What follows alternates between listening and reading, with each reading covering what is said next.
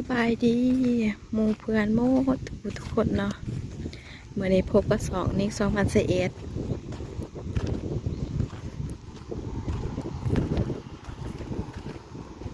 เมื่อนี้เฮาสิไปลงน้องเอาปลาแล้วพี่เนาะลงน้องเอาปลาเมื่อนี้สิไปลงน้อง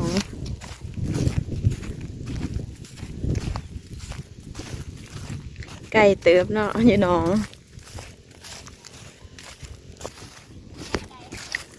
หอดแล้วน้อง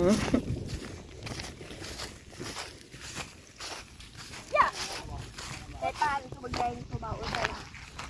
ดี โอ้แต่ตั้งหลายตัวใหญ่ดีเนี่ยปีนึงไงไหนว้ายกูเห็นสักไม่หมดว้ายได้ปลาคอปะปลาคอตัวใหญ่หนึ่งปีนี่เนาะ สีปลาตัว จะได้เติม จะขี้เหงื่อ ที่กะหัวไปหัวมุดีโมไปโฮมบ่เอาไปที่ไปโฮม มาบรรยากาศอยู่ไฮอยู่นะ โอ้ไม่ใหญ่ป่ะ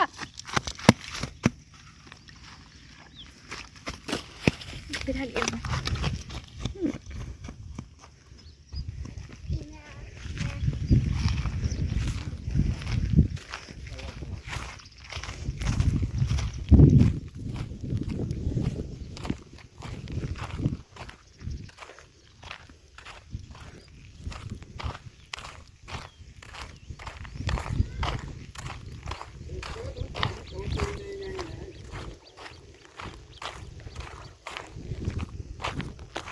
คนโบราณบ้านนี่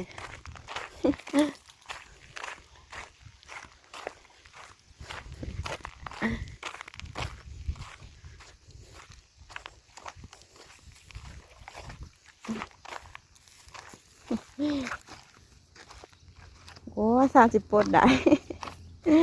เอ้า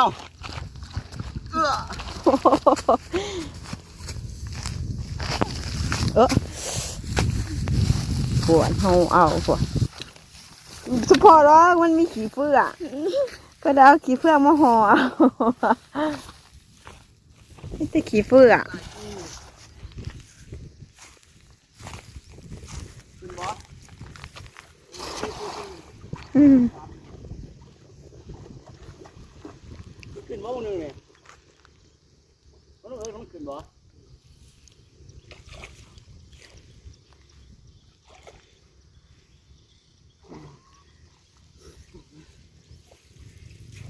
ไผเด้ดงมา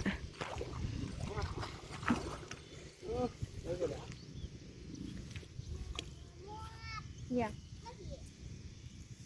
ขอแก้ปลาอีกทีมักใส่จะหย่อนขุดเอง ตัวสาวเอาบ่ได้ต้นสวยบ่ได้แดดเนาะ โอ้คือวะหาเราครับมากวนนี่นะซื้อมาได้นี่เดียวนี่เนี่ยกูถึงเนาะคอยเนี่ยโอ้ยไม่ได้แค่จะหานี่เดี๋ยวผมจะจิกวนไม่เนี่ยโอเคโซสิตัวใหญ่อยู่เตี้ย ไงวะแหมขาขาได้พอแหมเลย แฮสอนแฮตัวหลายตัวใหญ่อยู่ อ่ะผมจื้อผมจะลองโอ้ยนี่นะ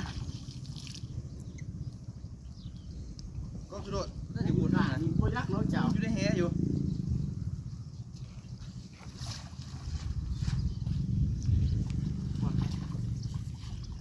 ยังดิตัวใหญ่ก็ตัวหน่อยป้ามีแล้ว ไอ้สิหลายตัวใหญ่ตัวน้อยบ่เด้อ ตายกับควาย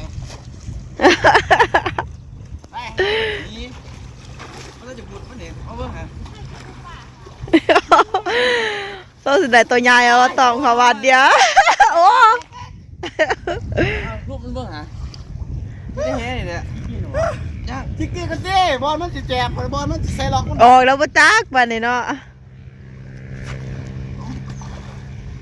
โอ้ยตาปฏิมุนนะ จับแค่นึงครับมือ หมอจับแขนเลยกับว่าปลาคอใหญ่วะที่จับแขนกันไปกับว่าปลาคอใหญ่เลยวะเตี้ย นี่จะบ่นี่ตัวนี้ไก่เอ็นบ่ความอยู่แค่นั้นเองลูกเยอะล่ะลูกอะไรล่ะลูกอะไรนะบ้านเราที่นี่อ๋อยินอ๋ออย่างนี้เลยได้บ่บ่เจอบ่มุนอยู่บ่ปีนเอาบ่จังฮะเอาไปยานแท้ โ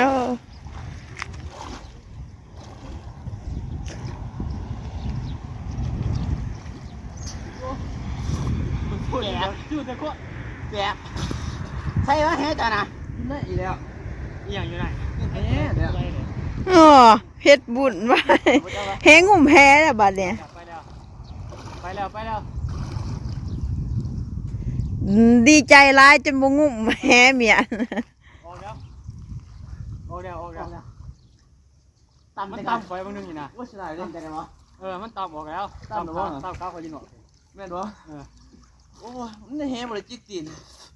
เขาบ่ฝ่าติ๊กยังหยานใช่ไหม เขาสอนแห่กันสอนบ่ถือแห่แม่นบ่รู้แห่อยู่พุ่นน่ะเป็นจังวะอยู่คนละล่ะบ่มันไปบ่มันต่ำกว่าแล้วมันบ่ทันยอมอีกบ่ทันยอม เขาบ่ทันยอม เห็นมันสัตว์ออกมาต่ำเลยเหรอท่านไงซ้ำเลยท่านมาซ้ำมันต่ำไปชอบเลย คงหน้าบงกวางนึงว่าสามสิได้ปลาหน้าบ่บก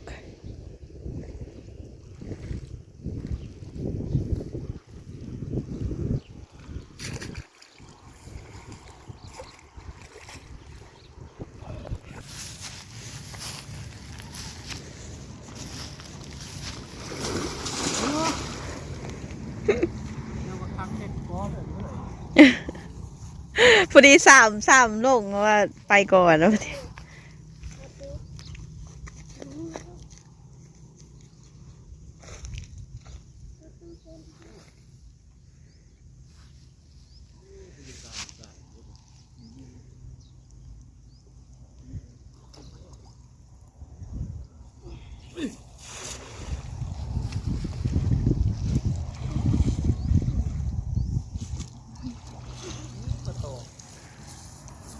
น้ำไหลนะเรื่อยไปเลย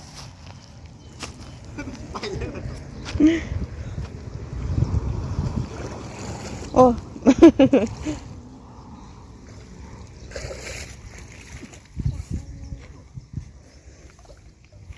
ตัวใหญ่ป่ะต่อปล่อยผมปล่อยหรอก สร้างสิจับไหลวะซ้ำนี่แล้วขายตลาดกันซ้ำเนี่ย ดาบพี่ขามตรงนี้ขามนึงไหนแล้วหา2 คนหาโอ้ยบ่2 คนจะหนักแข่งคนหนึ่งขืนนี่ ไม่ใช่คือปลาตอง กับปะตองคือปะตอง ไม่ใช่ปลาตองปลาตองปลาตองไม่ได้อยู่เขาเนาะตะคอนเป็นอยู่ โอ้ยบักร้อนคือมันบูดแล้วบักร้อนคอแต่มันยังดีมันคึงนะลองตู้มันดี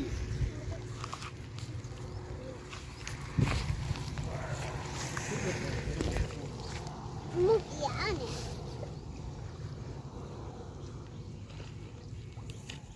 มุกมันแตนดีๆโคตรเป็นสิ เฮ็ดแต่ตอนบานนะตอนไหนปลาบ่ได้ไม่ปลาบ่ได้ปลาบ่ค่อยลายน้ำมันบ่บกน้ำมันลาย